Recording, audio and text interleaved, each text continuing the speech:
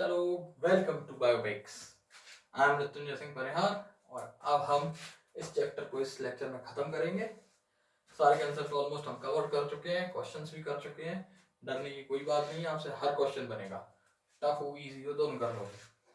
अब हम इसमें करेंगे क्या, अब हम इसमें करेंगे एक्स्ट्रा एज पॉइंट बोल लो, या जो छोटे मोटे पॉइंट कभी बचे होते हैं, कभी जब आ जाते हैं, वो पॉइंट्स से मैं कुछ फॉर्मूले दिखाऊंगा, तुम लोगों से नोट्स कर लोगे, बात खत्म।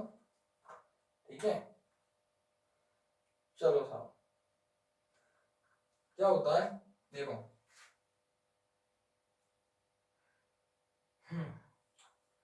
एक इंपॉर्टेंट पॉइंट तुम्हें मालूम होना चाहिए, वायर की लेंथ जब डबल करते हैं तो यंग मॉडुलस में चेंज वन आता है। तो कुछ इसका कोई इंपॉर्टेंट इतना है नहीं, यंग मॉडुलस तो नॉर्मल ही है, तो स्ट्रेन बनाता है, सॉरी, ये तुम्हें पता होना चाहिए। उसके बाद अपन एक फॉर्मूला में लिखाता जा रहा हूँ, लिखते जाना, ये चीजें नोट कर देना।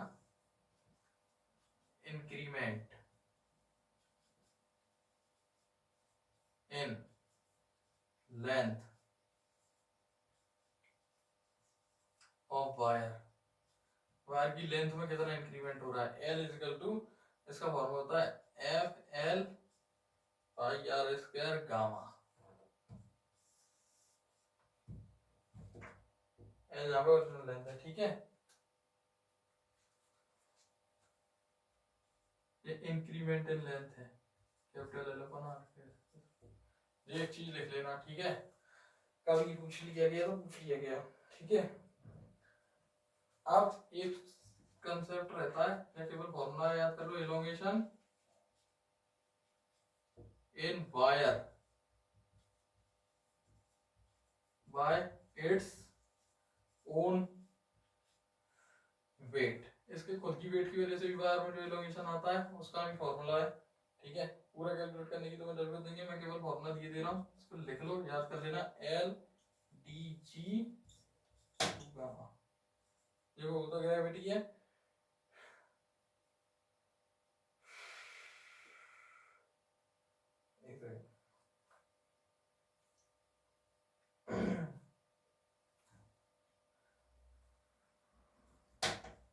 डायमीटर है,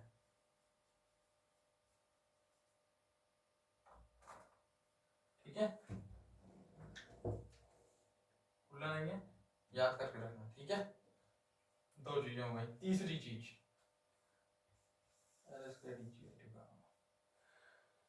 thermal stress.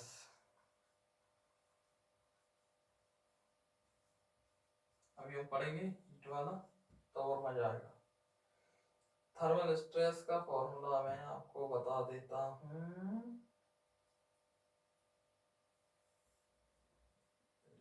Thermal stress equal to, ज्यादा लिखने की जरूरत नहीं, गामा अल्फा डेल्टा थीटा, यही यही लिख लो, छोटी छोटी सी चीजें हैं। अब मैं तुम्हें बता देता हूँ कौन सा हीट क्या होती है, कोएफिशिएंट ऑफ लीनियर एक्सपांशन।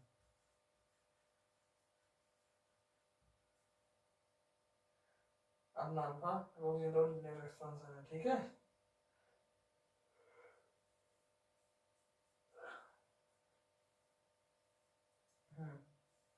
चलो, और इसमें ऐसा कुछ इम्पोर्टेंट है नहीं। हाँ, जैसे इंडियन टेम्परेचर, वो इंडियन टेम्परेचर आगे और आगे तो सब ढंग से समझ में आ जाएगा। अभी इस फॉर्मूले को लिख लो और याद कर लेना, ठीक है। अब देखो, ये इम्पोर्टेंट चीज है, इम्पोर्टेंट कह लो, मेरे हिसाब से थोड़ी पड़ी गई है।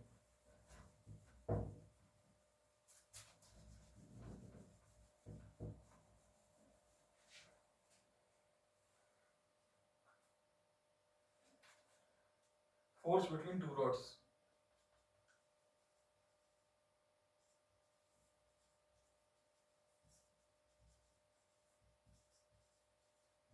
दो रॉड के बीच का फोर्स क्या होता है, क्या होगा ना, दो रॉड है, इतनी दो, ये मेटल का कैप टाइप का ले लो, मैं सिंगल बना रहा हूँ लेकिन ये यहाँ पे अलग अलग है, ठीक है।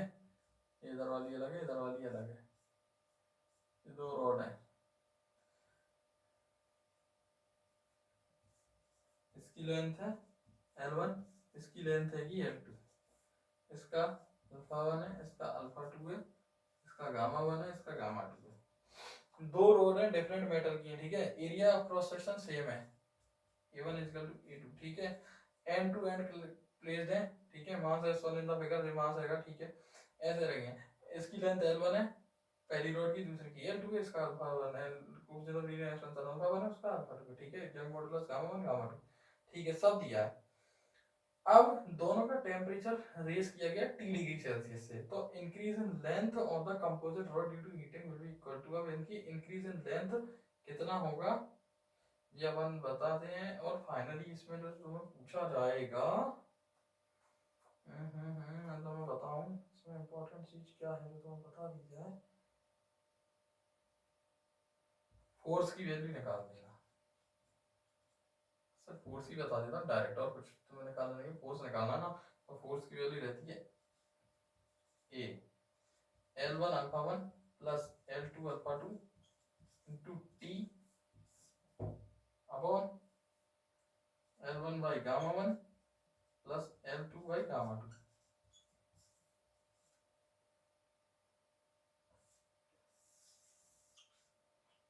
ये फॉर्मूला है, कभी पूछा नहीं है तो बता देना, इसको भी लिख लो, ठीक है।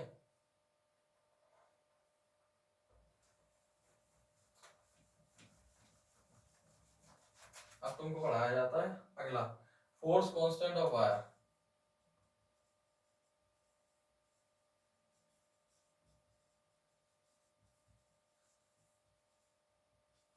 फोर्स कांस्टेंट ऑफ वायर हो सकता देखो, ऐसा फोर्स जो वायर में यूनिट लेंथ प्रोड्यूस करने के लिए लगाया जाए तो फोर्स कांस्टेंट ऑफ वायर बोलते हैं। तो अब तुम इतना याद रखना कि फोर्स कांस्टेंट ऑफ वायर का फॉर्मूला तो तुम्हें पता ही है ना, K is equal to gamma E by L, तो वही इसको तो तुम्हें याद ही है।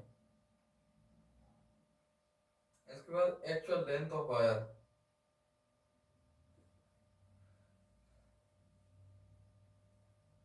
देखो एक कंसेप्ट है, इसके बाद एक्चुअल लेंथ ऑफ वायर का, एक्चुअल लेंथ ऑफ वायर कभी निकालने दे दी जाए, यानी जैसे बोला जाए कि वायर की लेंथ, एक्चुअल लेंथ L है, तो टेंशन T1 के थ्रू उसकी लेंथ हो गई L1, ठीक है। और अगर जैसे मान लो किसी वायर की एक्चुअल लेंथ दे रही L, ठीक है। अब इसमें टेंशन T दे दी तुमने, इसकी लेंथ हो गई L1, टेंशन दे दी T2, लेंथ हो गई L2, हो गई। तो फिर इसकी एक्चुअल लेंथ कैसे कैलकुलेट करोगे, तो एक्चुअल लेंथ कैलकुलेट करने का फॉर्मूला होता है L1 T2 minus L2 T1 upon T2 minus T1, ठीक है। टेंशन यहाँ पे T1 एंड T2 में टेंशन, ठीक है, ये याद रखना। इसके बाद देख लेता हूँ कुछ इम्पोर्टेंट ऐसा बताना क्या, जीव के काम की चीज नहीं है, जीव जो आती है ब्रेकिंग में बात तुमको बता ही दिया मैंने, ठीक है।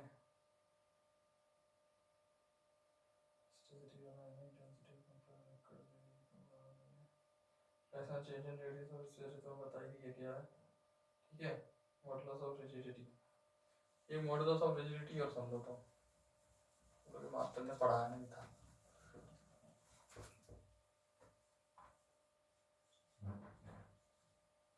मॉडुलस ऑफ रिजिडिटी इसे हम रिमोट करते हैं ईटा से, देखो शियरिंग स्ट्रेस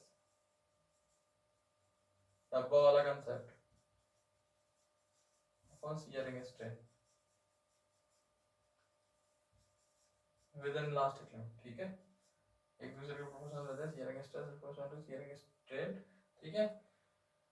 ये मॉडुलस ऑफ रिजिडिटी को दर्शाता है, ठीक है। शियरिंग स्ट्रेस क्या होता है हमारा, एस एस,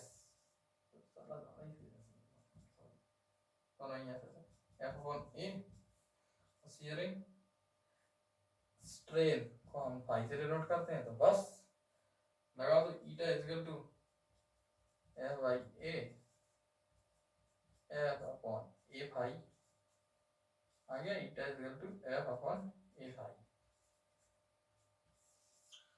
याद रख लेना, ओनली सॉलिड शो करते हैं, ओनली सॉलिड्स हैव ईटा, उनका डेफिनेट सेफ रहता है इसलिए, ठीक है। बाकी तो क्वेश्चन रेशो में पढ़ा चुका हूँ, वैल्यू बता दी, ठीक है। दो चीजें दिखा रहा हूँ, कभी जब अगर काम आ जाए मुंह पे भटकते तो आ जाएंगी, तो कोई दिक्कत नहीं है। रिलेशन बिटवीन गामा के ईटा एंड सिग्मा, ठीक है। तीन मॉडुलस ऑफ इलास्टिसिटी रहते हैं, क्या क्या, यंग मॉडुलस, बल्क मॉडुलस और अपना मॉडुलस ऑफ जो अभी हमने पढ़ा था रिजिडिटी, ठीक है। Young modulus, bulk modulus, modulus of rigidity और पॉइसन रेशियो, सब में जो रिलेशन है, वो रिलेशन में तो मैं बताने जा रहा हूँ, वो रिलेशन तुम देख लेना। Young modulus 3k 1 minus 2 sigma, ठीक है। टेस्ट में पूछा जाता है ईटा 1 प्लस सिग्मा, ठीक है। अब इनको एलिमिनेट कर दोगे, gamma is equal to 9k eta 3k plus eta, sigma is equal to 3k minus 2 eta 6k plus 2 eta. ये कोचिंग के टेस्ट में पूछा जाएगा, पेपर में तो बहुत कम पूछा जाता है, पूछा भी नहीं जाएगा वैसे,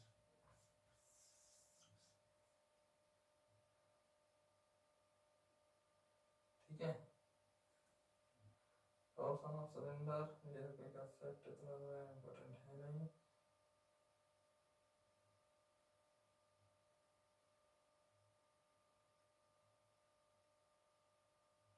और मैं देख रहा हूँ मैं कुछ ज़्यादा इम्पोर्टेंट बता दूंगा।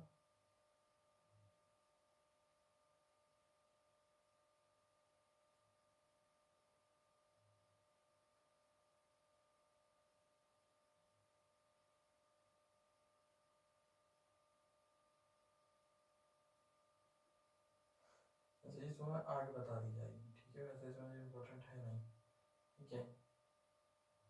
अगर करना भी है तो सिर्फ ये सब कर लेना, जो जितना मैंने पढ़ा दिया है मोर देन सफिशिएंट है। एक चीज़ याद रखना, क्या होता है प्रैक्टिकल एप्लीकेशन और इलास्टिसिटी एप्लीकेशन, तो मैं बता देता हूँ प्रैक्टिकली एप्लीकेशन क्या क्या है इसकी। देखो, जो मेटलिक पार्ट रहते हैं किसी भी मशीन के, किसी भी मशीन के अगर इलेक्ट्रिक पार्ट रहेंगे ना, जैसे घड़ी होती है, घड़ी की मशीन के इलेक्ट्रिक पार्ट है, जैसे बड़ी बड़ी जो मशीन रहती है मेटलिक पार्ट जो रहते हैं किसी भी मशीन के, उनको ना कभी भी इतना स्ट्रेस नहीं किया जाता कि उनकी इलास्टिक लिमिट से ज़्यादा हो जाए। अगर ऐसा हो गया तो परमानेंटली डिफॉर्म हो जाएंगे। ये उसके प्रैक्टिकल चीज में यूज होता है। दूसरा, जो मेटलिक रोप की थिकनेस रहती है, ठीक है, क्या होता है, जैसे तुमने देखा होगा जनरली जो कभी अगर लोग हाईवे पर ट्रेवल किया, रोड में ज्यादा देखने को मिलता है, ट्रेन में भी देखने को मिलता है, स्टील के रोल्स आते हैं, स्टील की चादर के रोल गोल गोल, उनपे एक वो लगा रहता है, स्ट्रिप लगी रहती है, और उसको ना क्रेन से ऐसे उठा के एक जगह से दूसरी जगह रखा जाता है। तो वो जो जो ऊपर से जो वायर रहता है ना, लोहे का वायर रहता है जिससे उठाया जाता है, उसकी जो थिकनेस है ना, वो भी इलास्टिक लिमिट के बेस पे डिपेंड की डिसाइड की जाती है, ठीक है, जहाँ भी इलास्टिसिटी का रोल आता है, ठीक है। उसके बाद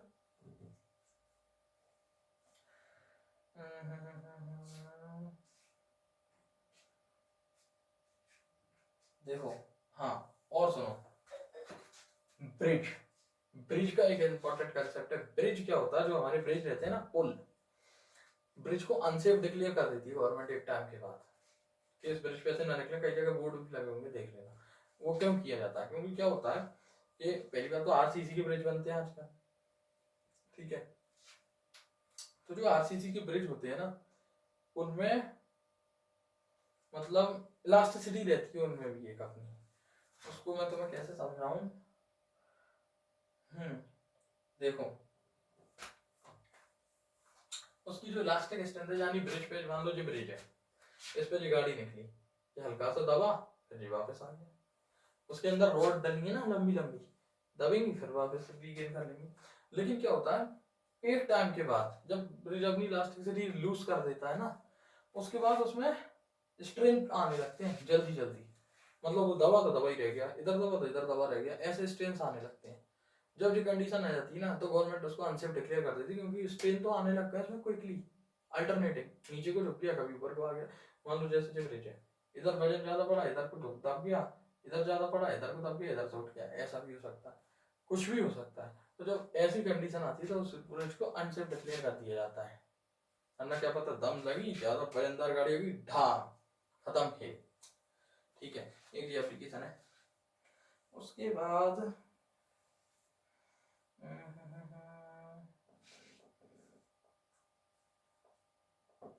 एक चीज बताऊं, ये सब लिख लिया ना, ये प्रैक्टिकल चीजें तुम्हारे एग्जाम में नहीं पूछेगी, बड़ा मजे की चीज। लेकिन मैक्सिमम हाइट ऑफ माउंटेन,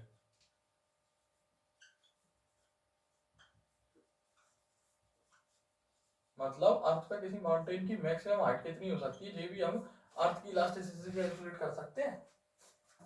मालूम है तुम्हें क्या है? जो माउंटेन का बेस रहता है, वहां पे प्रेशर रहता है एच रो जी का, ठीक है।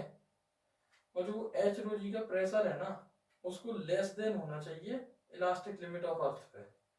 अर्थ की इलास्टिक लिमिट से कम होना चाहिए, तभी वो जो है ना, जो एच रो जी का जो मैक्सिमम प्रेशर है ना, एच रो जी का इसके बेस पे, जो माउंटेन है, तो इसका जो एच रो जी का इस पे ये जो मैक्सिमम प्रेशर लग रहा है, ये ना इसकी इलास्टिक लिमिट से कम होना चाहिए, तो माउंटेन में चल जाए।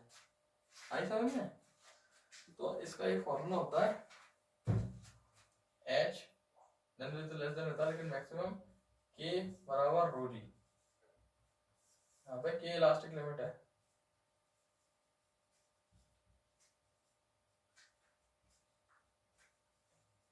अर्थ, ठीक है। मैक्सिमम इतनी हाइट हो सकती है मतलब, और जनरली इन जनरल इससे लेस ही रहनी चाहिए।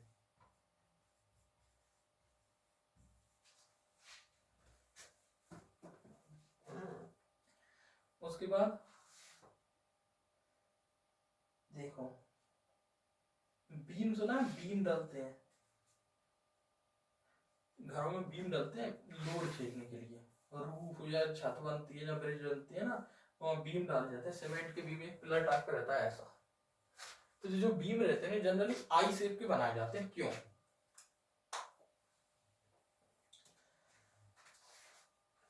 देखो इनकी क्या है ना, ये अच्छा रहता है कि हम इनकी डेप्थ ज्यादा बढ़ा, इनकी डेप्थ बढ़ा दें इनकी ब्रेथ के कंपैरिजन में। इससे क्या होता है ना, डिप्रेशन। अब देखो मैं तुम्हें कैसे समझाऊंगी।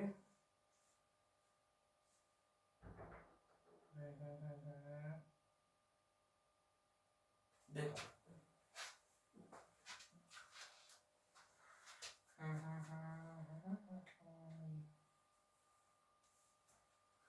ये बीम लगाया, ये एडवांटेज होगा कि इसकी ब्रेथ बढ़ाने की जगह इसकी डेप्थ बढ़ा दिया है, ऐसा ऐसा बीम बन जाएगा तो ज्यादा सपोर्ट करेगा, टूटेगा नहीं, ठीक है। यहाँ पे अपन ने वेट लटका दिया, मान लो वेट लटका। अब इसका जो वो अपना रहेगा डेप्थ, तो डेप्थ और बीम का एक जो फॉर्मूला है, बीम और ब्रिज दोनों पे लगा देना, जहाँ पूछ लिया जाए, डेल्टा से डिनोट करते हैं, ठीक है। फॉर्मूला कहता है तुम्हारा W L cube 4 gamma B D cube. Formula रट लेना, लगा देना, अगर पूछा भी जाए तो।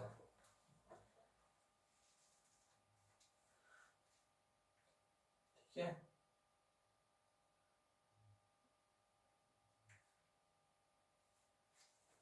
और अगर सर्कुलर बीम है, ये रेक्टेंगुलर के लिए था, सर्कुलर बीम आ जाए,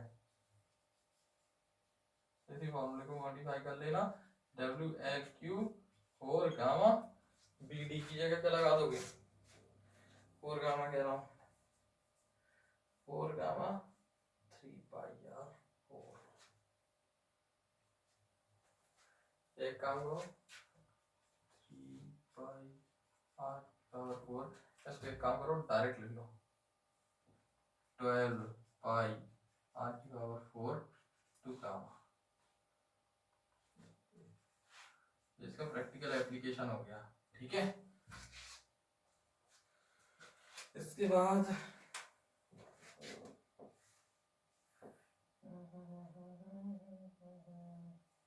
मान लो 2 होलो शाफ्ट है,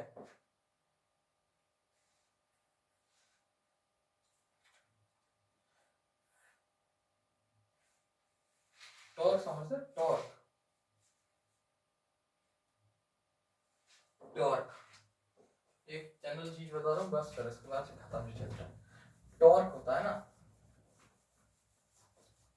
पढ़ के आई चुके होंगे टॉर्क। मान लो कि जो एक होलो शाफ्ट है, एक जो सॉलिड शाफ्ट है,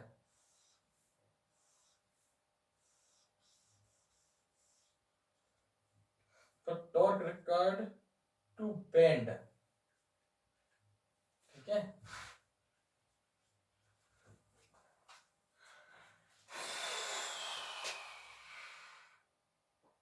ये बोलो to twist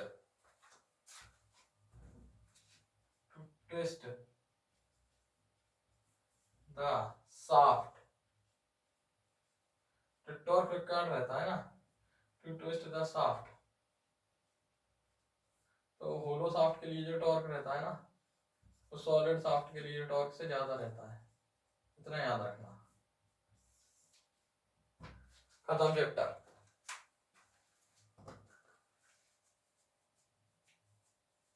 same material, same उसका है, सेम लेंथ ब्रेड्थ और हाइट के हैं दोनों शाफ्ट, और सेम एंगल पे टॉर्क लग रहा है, तो जो होलो शाफ्ट के लिए ट्विस्ट रहेगा ना, उसको ट्विस्ट करने के लिए जो जो टॉर्क रहेगा होलो शाफ्ट का वो ज्यादा रहेगा सॉलिड शाफ्ट से। खत्म खेल।